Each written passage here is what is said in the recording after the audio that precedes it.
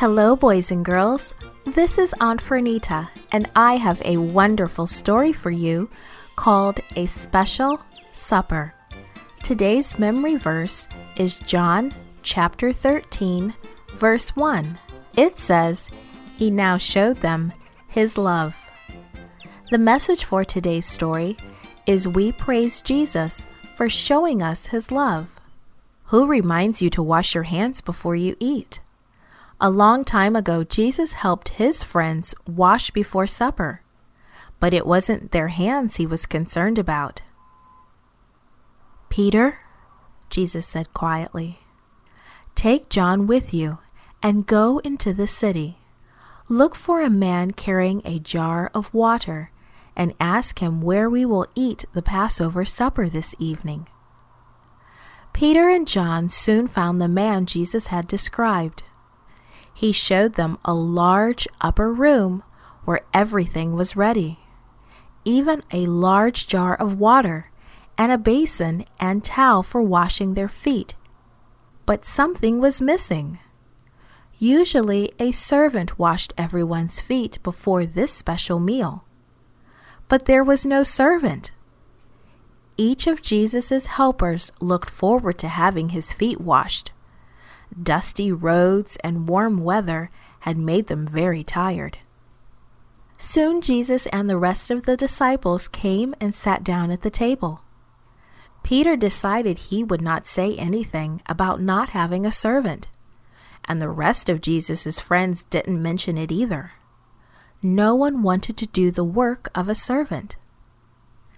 Then Jesus stood up. Without saying a word, He took off his coat.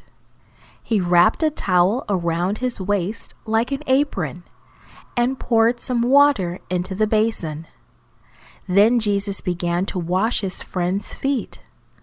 Quietly, he moved from one to another. Most of the disciples were very embarrassed. They remained quiet. They knew Jesus was the Son of God. They knew that they should be washing His feet. But no one moved to help. When Jesus finished, He sat down.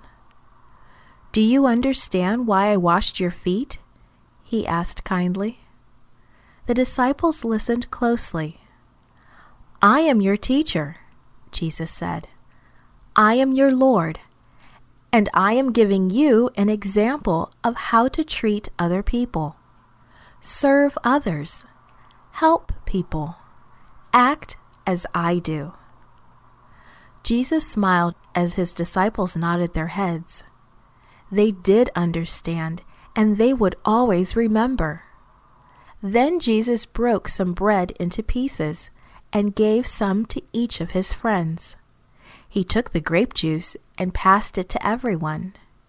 He told them that the bread was to represent His body, and the grape juice His blood. "Take this and eat it," He said. "Do this to remember me." Today, when you see people washing each other's feet and eating and drinking the special bread and juice in church, it is to remember Jesus' unselfish life and death on the cross. He wanted His disciples to treat others with love as He did. And Jesus wants us to treat others with love, too. This podcast is produced by Gracelink.net at Studio El Piso, Singapore. For more children's resources, please visit Gracelink.net.